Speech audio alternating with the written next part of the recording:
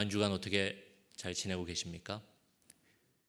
우리가 고난주간 하면 저도 좀 그렇게 교육받았던 것 같아요. 교회 학교 다니고 또 청년 시기에 고난주간을 맞이하면 좀 고통스럽고 좀 안 좋게 지내야 고난주간을 좀 잘 지냈다 이런 생각을 했던 것 같습니다. 그래서 대학 시절에는 뭐라 그래요? 이 버스도 안 타고 고난주간에는 학교를 막 걸어간 적도 있고요.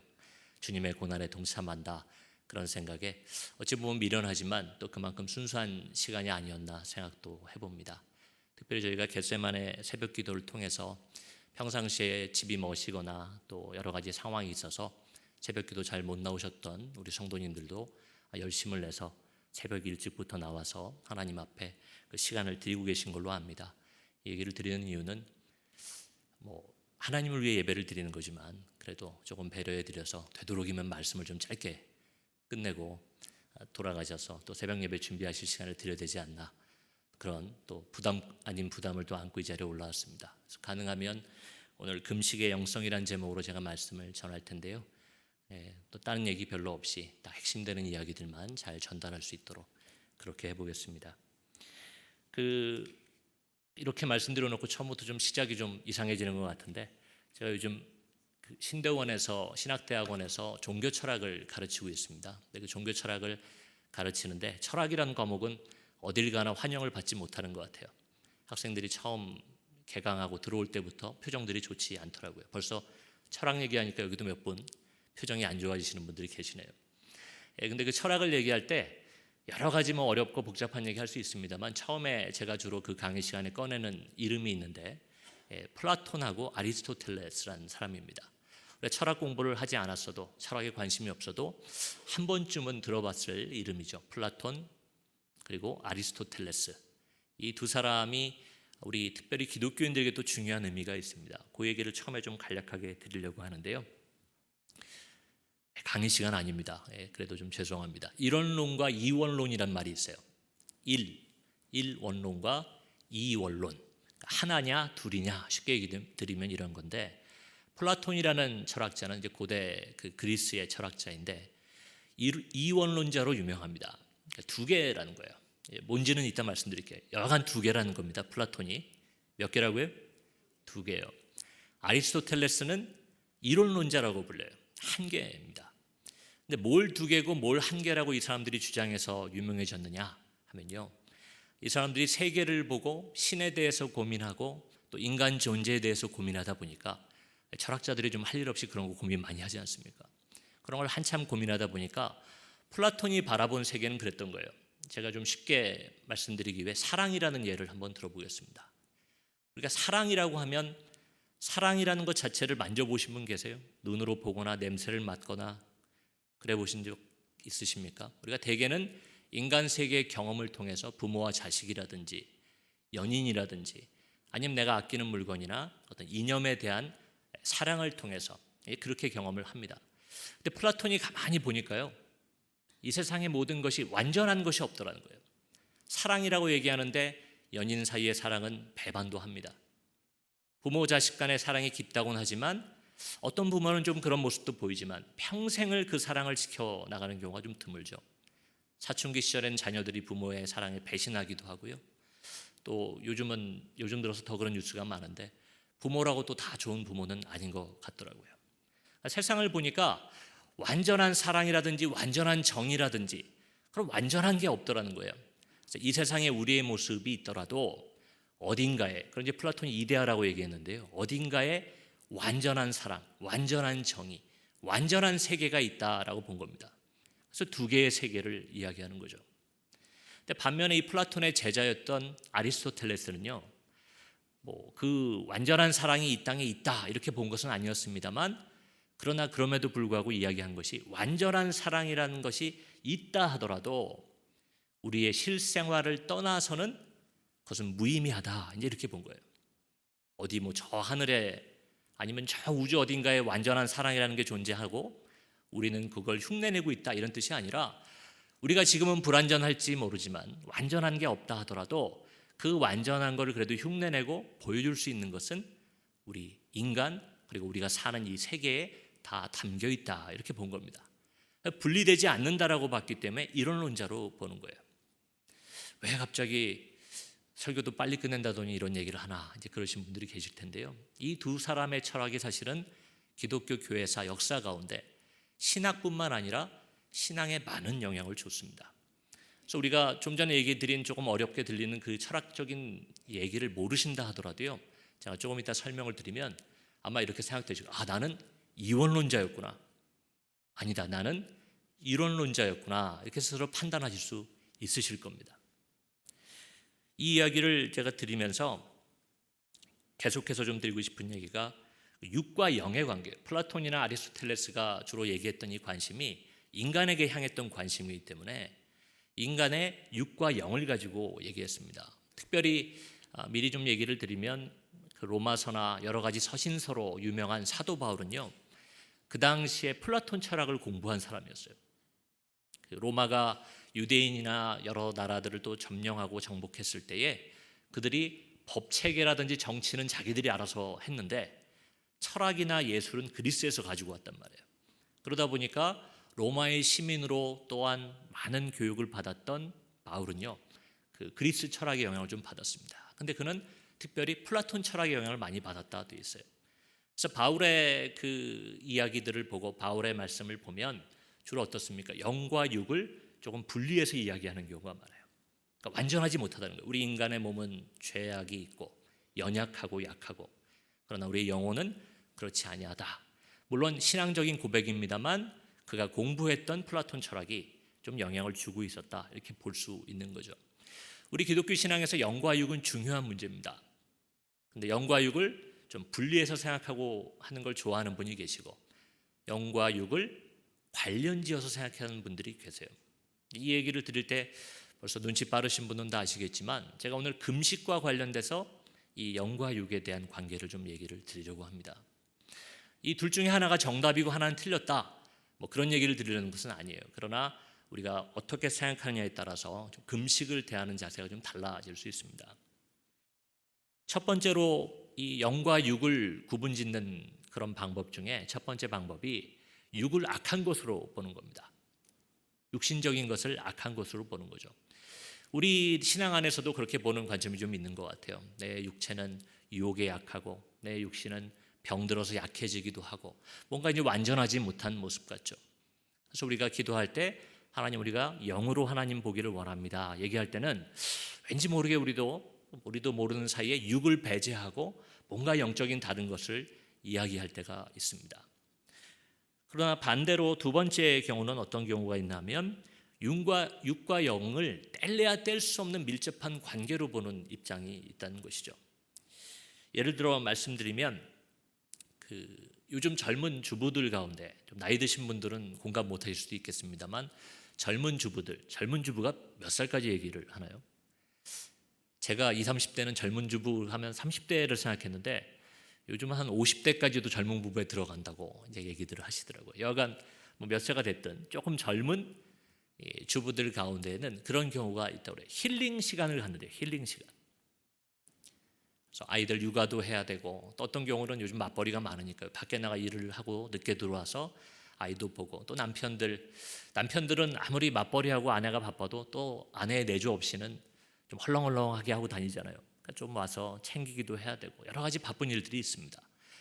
그래서 힐링의 시간이 필요하다는 거예요. 쉼이 필요하고 치유받는 시간이 필요한데 그걸 어떻게 갖는지 아세요? 되게 맛있는 맛집에 가서 음식을 먹고 또 좋은 분위기의 찻집에 가서 커피를 마시면서 힐링의 시간을 갖는다고 합니다. 거기에 대해서 부정적인 얘기를 드리는 것이 아니라, 보세요, 내 마음이 지치고 영적으로 힘든데 맛있는 걸 먹고 분위기 좋은 걸 가서 보고 그렇게 되면 어때요? 그냥 몸만 좋아지는 게 아니라 영혼도 왠지 좋아지더라는 거예요. 그래서 그날 밤은 그렇게 좀 힐링하고 돌아오면 아이들도 더 정성껏 사랑으로 돌보게 되고 남편에게도 조금 더 다정하고 친절하게 대하게 된다, 이런 이야기를 제가 들어보았습니다. 이 육체와 관련되는 일들이 영혼에도 영향을 준다, 우리가 이렇게 생각하고 있으면 이 두 번째에 해당되는 겁니다. 영과 육이 뗄래야 뗄 수 없는 관계에 있다. 반대로 아까 첫 번째 말씀드렸던 것처럼 육과 영을 분리해서 육이 악하다, 영이 선하다 이렇게 보는 분들은 우리가 육체의 유혹에 넘어가지 않기 위해서 또 노력하다 보니까 금욕주의로 들어가는 경우들이 좀 있어요. 교회사 가운데도 그래서 여러 가지 또 수도원 운동이나 이런 데를 보면 그 금욕주의 운동들이 있었습니다. 근데 우리 지금 개신교 일상 신앙생활 가운데서도 조금 금욕적으로 사시는 분들이 계시죠. 예를 들면 드라마도 좀 잘 안 보시고, 그리고 음식 먹을 때에도 가능한 한 좀 소박하게 드시려고 하시고, 좋고 화려한 것들 좀 피해서 옷도 수수하게 입으시고 이런 분들이 계세요. 그런 분들은 표현하진 않으실지 모르지만 뭔가 육적인 것은 좀 악하고 또 여기에 잘못 빠지면 위험하다, 이런 가치관을 가지고 사시는 분일 수도 있을 것 같습니다. 어느 쪽에 해당되는지 좀 판단이 서세요. 나는 어느 쪽인가? 사실은 요즘 현대인들은 거의 이 후자 쪽, 육체가 정신과 완전히 분리되는 것은 아니다, 이렇게 생각을 하며 살아갑니다. 성경적으로 얘기 드리면 구약과 신약의 전통이 좀 다릅니다. 신약은 아무래도 아까 말씀드린 것처럼 제자들이 활동하고 기록하던 시대가 그리스 문명, 특별히 그 그리스 철학의 영향을 많이 받던 시대고요. 구약은 그야말로 유대인 철학이 자리를 잡고 있던 때라서 유대인 철학이 자리 잡고 있는 구약 신학은 좀 더 이론론적이고요. 그리고 신약에 나오는 이야기들은 좀 이원론적입니다. 이론론적이라는 증거로 그 유대인들의 정결법 아시죠? 정결법. 우리가 좀 부정적인 걸로 알고 있는 율법이 있습니다. 근데 그 율법이 오늘날 우리 개신교 입장에서 보면 예수님도 오셨고 뭐 종교개혁도 있었고 그런 관점에서 과거를 보니까 율법은 이제 좀 지나갔다 생각이 드는 거지만, 그 시대의 이스라엘 백성의 관점에서 본다면요, 율법이고 신학이요, 율법이고 하나님의 말씀이었습니다. 근데 그 율법의 내용들, 십계명 외에도 뭐 수백 가지의 정결법들이 이제 나뉘어져 오는데요, 모세 때부터 시작해서. 근데 그 정결법을 잘 들여다보면 몸에 관련된 것이 굉장히 많습니다. 하나님께 예배드리는 데 있어서 우리가 몸가짐은 어떻게 해야 되며, 며칠 전부터 어떻게 몸을 준비해야 되며, 그런 것들에 대해서 자세히 나와 있는 것이 유대인의 정결법입니다. 그러니까 구약적으로 본다면 하나님을 섬기고 예배하고 하는 데 있어서 영으로만 예배드리는 것이 아니라 몸가짐하고 좀 관련이 됐었죠. 그래서 우리나라도 그렇게 오래된 건 아닙니다. 근데 과거에는 예배드리러 오실 때는 어떻게 했어요? 가장 이제 좋은 옷을 입으셨다. 저희 돌아가신 외할머니도 항상 그러셨던 기억이 나요. 며칠 전부터 세탁소에 맡기셨던 옷을, 새 옷은 아니더라도 깨끗하게 하시고, 또 더 나아가서 헌금할 때도 저 그 장면이 기억납니다. 할머니께서 새 돈을 바꿔 놓으신 게 없으실 때는, 그때는 미리 돈을 방석 밑이나 이불 밑에 깔아 놓으셔가지고 새 돈처럼 빳빳하게 만드셔서 그 돈을 하나님께 드리고 하셨던 기억이 납니다. 우리도 어떻게 생각해 보면 우리의 몸가짐이라든지 자세와 우리의 마음가짐을 같이 가져가던 그런 때도 있었습니다. 요즘은 좀 그게 약해졌습니다. 너무 우리가 율법적이 되는 것도 경계하고, 또 어떤 의미에선 거칠에 치중하는 것을 경계하기 위해서 복장도 많이 자유로워졌고요. 그리고 그런 형식보다는 내용이 중요하다, 이렇게 갔습니다. 그러나 그럼에도 불구하고 이제 그러한 부분들, 겉으로 드러나는 육적인 것과 영적인 부분이 완전히 분리되지는 않는다, 이렇게들 생각하시는 분들이 많이 계실 겁니다. 여기서 이제 연장선에서 보자면요, 금식을 바라보는 시각에도 마찬가지로 그렇기 때문에 두 가지 입장이 있습니다. 첫 번째는 아까 제가 말씀드린 대로 육체를 악한 걸로 보는 분들이죠. 뭔가 여긴 연약하고 유혹에 잘 넘어가고 뭔가 그런 욕망들에 흔들리고, 육체를 그렇게 바라보시는 분들은 약한 육체의 열망을 억제하고, 혹은 그러한 육체의 욕구라든지 욕망을 죽임으로써 영적인 부분을 살리고 그 부분을 강화하고자 하는 입장이 첫 번째 입장입니다. 금식을 바라볼 때요. 그렇기 때문에 우리가 먹고 싶고 자고 싶고 혹은 놀러 가거나 TV를 보고 싶고 그러한 것들을 좀 끊어내고, 악한 육체의 소욕들을 끊어내고 하나님께 집중하기 위해서 금식을 한다, 이렇게 보시면 이건 이원론적인 입장에서 금식을 보시는 겁니다. 그렇게 보신다고 틀렸다거나 맞다 이렇게 얘기 드리는 게 아니라 그런 입장이 있습니다. 교회사 가운데도 줄곧 있어 왔고 오늘날 우리 교회에서도 그런 입장에서 금식을 하시는 분들이 계시리라 믿습니다. 두 번째로는 육과 영이 밀접한 관련이 있다, 이렇게 보는 입장이라고 했잖아요. 그 입장에서 바라보면 그냥 우리의 영으로만 예배드리는 게 아니라 몸도 경건하게 하나님 앞에 나가기 위해서 비워내고, 그리고 또 하나님 앞에 집중하기 위해서 그래서 금식을 한다는 거예요. 몸도 깨끗이 하기 위해서 금식을 한다는 거죠. 실제로 그 믿음 생활하는 분들 아니어도 단식원이라는 데를 가면은 그 몸의 건강을 위해서 단식이라고 해서 우리가 볼 땐 금식이죠. 이제 그런 걸 시킵니다. 그렇게 해서 몸의 노폐물도 배출하고 속이 빔으로써 더욱더 깨끗한 삶을 살 수 있다, 이렇게 보는 분들이죠. 그래서 영성 운동가들 중에는 기독교인이 아니었음에도 불구하고 뭐 일일씩 하루에 한 끼만 먹는 운동을 했던 사람도 있고요. 적게 먹는 것이 몸에도 좋고 그럴 때 정신 건강에 도움이 된다, 이렇게 봤던 분들이 있습니다. 그래서 그런 입장으로 육과 영이 밀접하기 때문에 오히려 금식하는 것이 좋다, 이렇게 보는 또 금식을 대하는 입장이 있습니다. 재밌지 않으세요? 육에 대해서 정반대로 생각하는데 그러나 좋은 의미로 금식을 하는 겁니다. 한쪽은 육체가 나쁘니까 좀 굶기고 이거 좀 절제를 시켜야 된다라는 차원에서 금식하는 입장이 있고요. 또 다른 입장은 육체와 정신과 혹은 육체와 영혼이 깊은 관련이 있기 때문에 기도만 할 것이 아니라 이것을 경건하게 때로는 금식하면서 하나님 앞에 조정해야 된다, 이렇게 보는 거예요. 자, 우리 속담에 뭐로 가도 서울만 가면 된다고요. 어느 쪽의 입장이냐가 중요한 것이 아니라 둘 다 좋은 의미에서 금식을 한다, 이렇게 생각하시면 될 것 같습니다.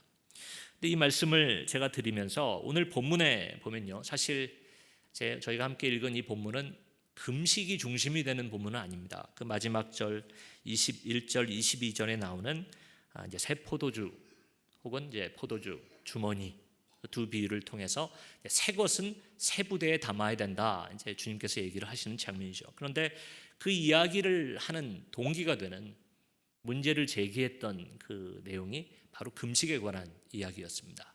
근데 그 이야기는 마가복음에 나오는 것이 아니라 마태복음과 누가복음에 동일한 이야기가 나올 정도로 어떻게 보면 성경 기자들이 중요하게 여겼던 그런 구절입니다. 근데 거기에 보시면 이렇게 질문을 해요. 요한의 제자들과 바리새인들이 금식하고 있는지라 사람들이 예수께 와서 말하되 요한의 제자들과 바리새인의 제자들은 금식하는데 어찌하여 당신의 제자들은 금식하지 아니하나이까? 그들이 본 거예요. 그 바리새인만 금식했으면 뭐 우리랑 다르니까. 근데 보니까 세례 요한하고도 가까운 것 같은데 그쪽이랑 뭔가 통하는 것 같은 그룹인데 세례 요한과 그 제자들, 세례 요한의 제자들도 하는 금식을 예수님의 제자들이 안 하고 있더라는 거죠. 시비를 걸려고 온 겁니다. 거기에 대해서 예수님이 대답하시죠. 19절입니다. 예수께서 그들에게 이르시되 혼인집 손님들이 신랑과 함께 있을 때에 금식할 수 있느냐? 신랑과 함께 있을 동안에는 금식할 수 없느니라. 그러나 신랑을 빼앗길 날이 이르리니 그날에는 금식할 것이니라. 이 본문의 말씀대로 예수님의 대답대로 보면 금식을 해야 된다는 겁니까? 하지 말아야 된다는 겁니까? 어렵죠. 금식을 지금 안 해도 된다처럼 얘기가 되어 있어요. 신랑과 함께 있을 때는 금식을 안 해도 된다. 그러나 신랑을 빼앗기는 날이 오리니 그때는 금식할 것이다. 우리는 이 성경 내용을 이미 다 알고 있기 때문에 이 이야기를 듣는 현장에 있었던 사람들은 모를지 모르지만 저희는 알고 있죠. 이게 무엇을 얘기하는 겁니까? 주님을 십자가에 잃어버릴 때 그 슬픔을 얘기하고, 그러나 지금은 주님과 함께 사람들이 있을 때, 정확히 말하면 이제 금식에 관련된 교훈을 주셨다기보다는 그 상황에 대한 이야기를 해 주신 거죠. 그러나 여기서 우리가 금식에 대한 제가 오늘 금식의 영성이라고 좀 거창하게 제목을 붙였습니다만 금식에 대한 우리 주님의 생각, 그 부분을 엿볼 수 있는 그 정도의 단서는 이 안에 담겨 있는 것 같습니다. 제목에 영성이라는 말이 나오니까, 그리고 제가 또 영성학을 또 학교에서 가르치기도 하니까요, 조금만 말씀드리면 예전에 제가 수요예배 때 한번 말씀드렸어요. 복습하는 차원에서 다시 한번 말씀드리겠습니다. 사실 아무도 기억 못하고 계실 것 같아요. 그 영성을 학문적으로 정의할 때 중요한 요소가 몇 가지 있다고 말씀드린 적이 있어요. 영성은 무엇이냐? 인간의 자기 초월적인 경험인 거예요. 자기를 초월하는 경험, 그리고 그 경험에 대한 해석을 영성이라고 하는데요. 기독교 영성이라고 하려고 그러면 그러한 자기 초월적 경험, 그리고 그 경험에 대한 해석이 반드시 하나님하고 관련이 돼야 됩니다. 아무리 내가 초월적인 경험을 했고 내가 그 경험에 대해서 아무리 멋들어지게 해석해낼 수 있어도 하나님과 연관되지 않는다면 그건 기독교 영성은 아니에요. 세상에도 일반적인 영성이 있다고 제가 전에도 한번 말씀드렸어요. 세상에도 영성이 있습니다. 타종교에도 영성이 있고요. 무신론자에게도 영성은 있습니다. 인간이라는 존재가 영성을 가지고 있어요. 근데 우리가 그 가운데에서 기독교 영성이라고 좁혀서 말할 수 있는 것은 반드시 그 영적인 체험이나 그 체험에 대한 나의 고백이 하나님하고 관련되어야 된다는 거죠.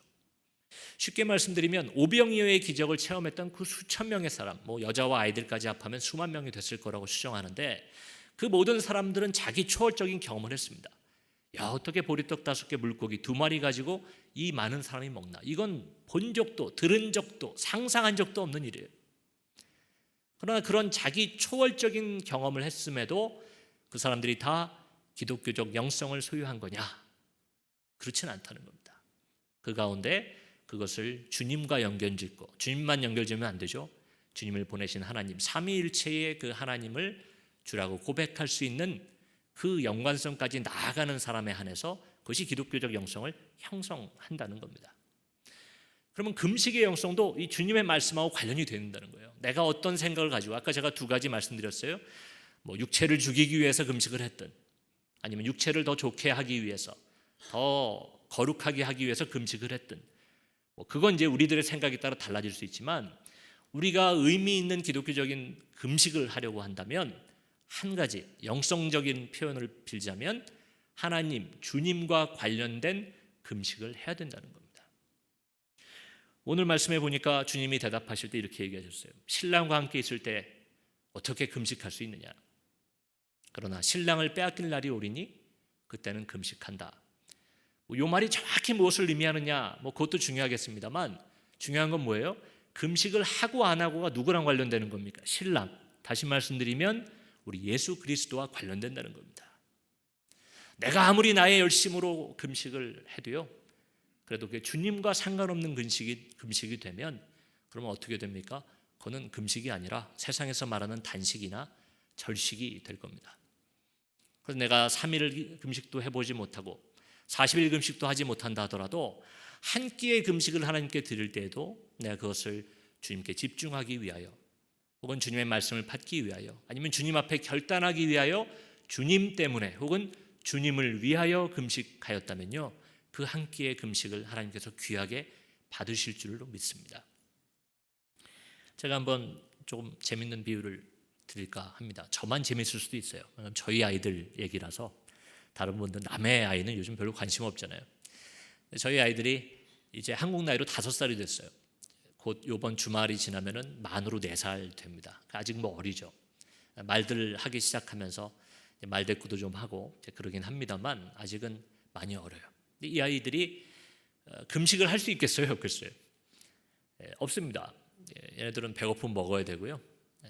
배고프면 짜증도 내고 그렇기 때문에 바로바로 그 시간 맞춰 먹을 걸 줘야 되는 애들입니다. 근데 이 아이들이 금식할 때가 있어요.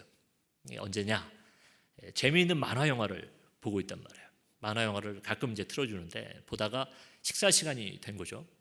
그러면 이제 엄마나 제가 얘들아 이제 밥 먹자, 내려가자 이제 그럽니다. 저희가 2층 처갓집 2층에서 지내고 있는데 식탁이 아래층에 있으니까 자 내려가서 밥 먹자.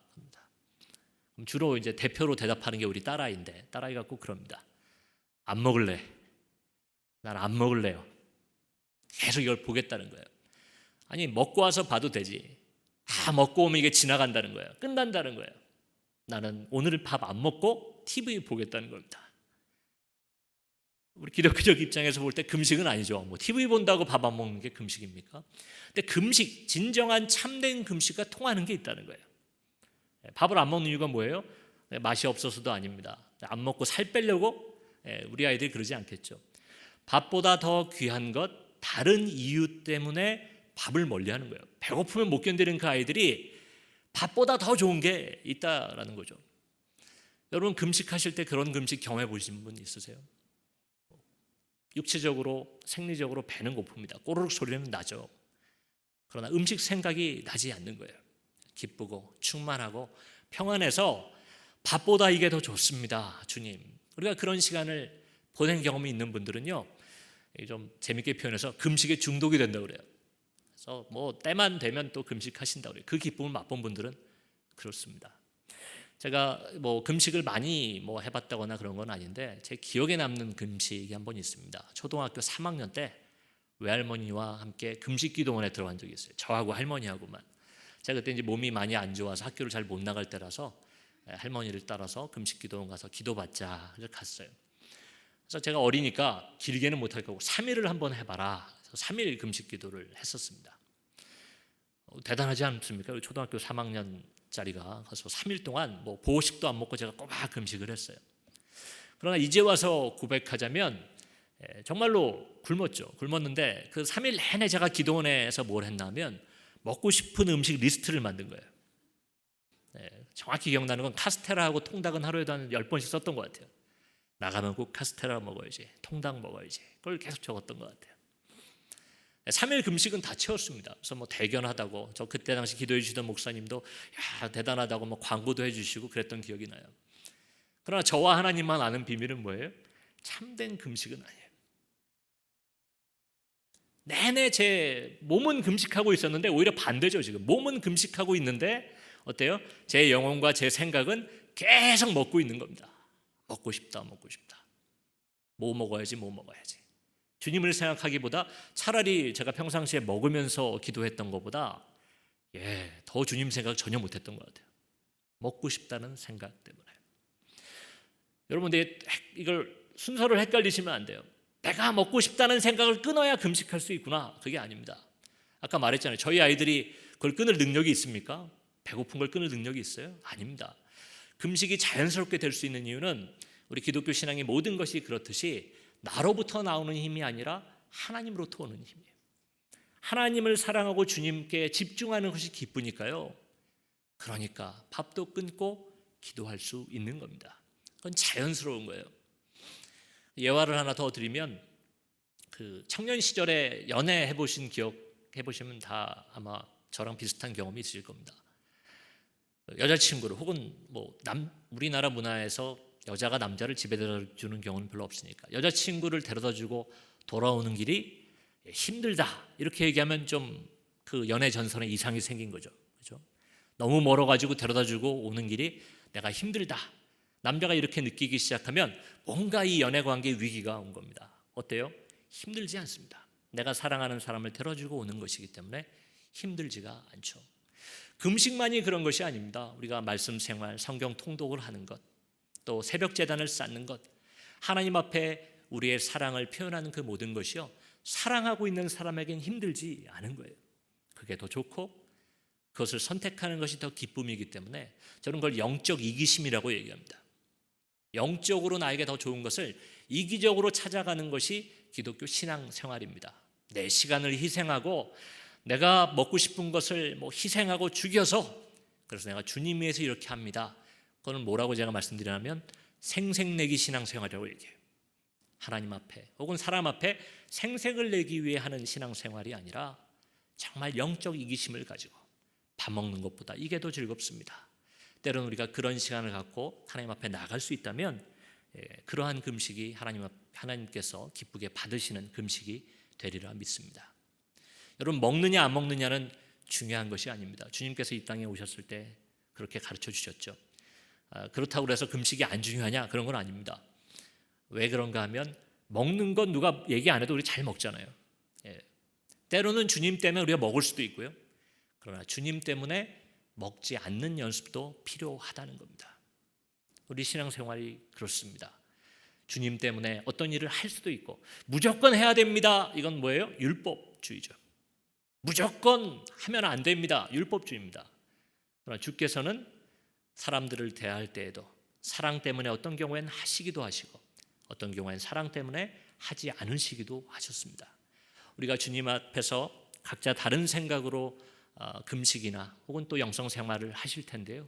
그 모든 것에 있어서 아까 말씀드린 대로 우리의 목적이 어디를 향해 있는지, 우리가 그러한 행위들을 하나님 앞에 드리는 이유가 어디 있는지 그것을 꼼꼼히 살피고 나아간다면 그럼 우리가 참된 금식의 영성을 깨닫고 또 참된 영적인 금식생활, 영적인 신앙생활을 할 수 있게 되리라 믿습니다. 우리들의 삶의 모습을 돌아볼 때에 이제 그런 부분들을 한번 체크해 보셨으면 좋겠어요. 이제 구체적인 실천 방안을 조금 말씀을 드립니다.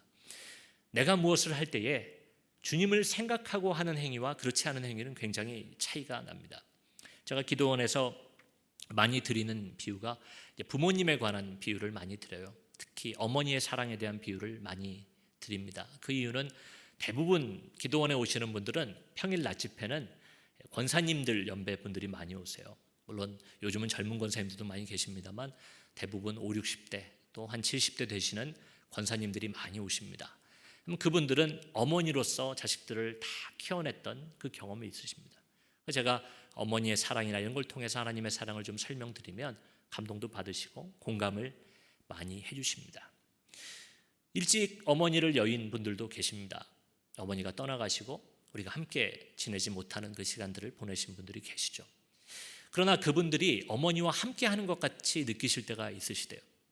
그게 언제냐 여쭤보니까 삶을 살아가다가 중요한 순간에 부딪혔을 때 어머니라면 어떻게 하셨을까? 본인이 생각한다는 거죠. 또한 회상하기도 합니다. 기억하기도 합니다. 그래, 어머니가 내가 어릴 때 이렇게 당부하셨지, 이렇게 충고하셨지, 이런 사람이 되라고 얘기하셨지. 그런 어머니의 말씀을 기억해낼 때에 중요한 순간에 올바른 선택을 할 수 있었고 유혹에 넘어가려고 했을 때 그것을 막을 수 있었습니다, 목사님. 이런 고백하시는 분들이 많이 계시더라고요. 정확한 건 아니겠습니다만 비유해서 말씀드리면 우리가 주님 안에 주님 뜻을 따라 신앙생활을 한다는 것도 그런 것 같습니다. 거창하게 주님만 바라보게 하십시오 이런 표현도 좋습니다만 그러나 실제적으로 말씀드리면 주님을 기억하는 겁니다. 예배 드릴 때는 우리가 주님을 바라보며 하나님을 바라보며 예배 드립니다. 그러나 일상생활로 돌아가서 아이들을 훈육할 때에 부부간의 대화를 나눌 때 혹은 일터에서 사람들을 대할 때에 그 모든 행동과 그 언행 가운데에 우리가 주님을 기억한다면요, 그리고 우리가 말씀을 통해 또 목사님의 설교를 통해 알고 있는 주님의 가르침을 기억한다면 우리의 생각과 행동들이 달라질 것입니다. 어쩌면 겟세마네 새벽기도 혹은 곧 다가올 부흥 집회 이런 것들이 신앙생활을 오래 하면서 우리가 익숙해질 수 있습니다. 그래, 이맘때 되면 이거 한 번씩 하는 거지. 그러면 습관처럼 나와서 요 기간엔 바짝 열심히 신앙생활을 하는 거지. 그것도 물론 중요합니다만 그 의미를 잃어버리고 그 목적이 무엇인지 제가 아까 기도드릴 때도 말씀드렸습니다만 주님의 고난을 기억하고 생각하게 되면 자연스럽게 어떤 깨달음이 옵니까? 주님이 왜 십자가를 지셨는가? 나의 죄를 바라보게 됩니다. 주님의 고난의 그 목적이 무엇이었나? 나를 구원하시기 위하여 큰 은혜를 깨닫게 됩니다. 그것은 부모님의 사랑이 나이가 들었다고 세월이 갔다고 지긋지긋해지고 익숙해지고 끝나는 것이 아니라 생각하면 생각할수록 그 부모님의 사랑이 크고 귀하고 내가 철이 들고 자라감에 따라 그 사랑이 더 크게 깨달아지는 것과 같은 이치입니다. 아니, 같다고 얘기하기엔 억울할 정도로 하나님의 사랑이, 주님의 은혜가 더 큰 것이겠죠. 그것을 깨달아 알기 위해 우리에게는 반복되지만 매년 이런 절기가 주어지는 것 같습니다. 이러한 절기에 기왕이면 금식하고 계시고 기왕이면 새벽제단 쌓고 계신데 우리 주님을 더욱더 깊이 있게 바라보고 이러한 것들의 의미가 어디에 담겨 있는지를 깨달아 하는 저와 여러분 되기를 주님의 이름으로 축원합니다. 저에게 주신 이 말씀 생각하시면서 또 함께 기도하는 시간을 가지려고 합니다. 말씀을 기억하시고 기도하시되 우리 주님을 생각하는 삶을 살게 해달라고 매 순간순간마다 주님의 말씀을, 주님의 가르침을 기억하는 삶을 사는 참된 기독교인 되게 해달라고 우리 주여 한번 부르짖고 합심하여 통성으로 기도하는 시간 갖도록 하겠습니다. 주여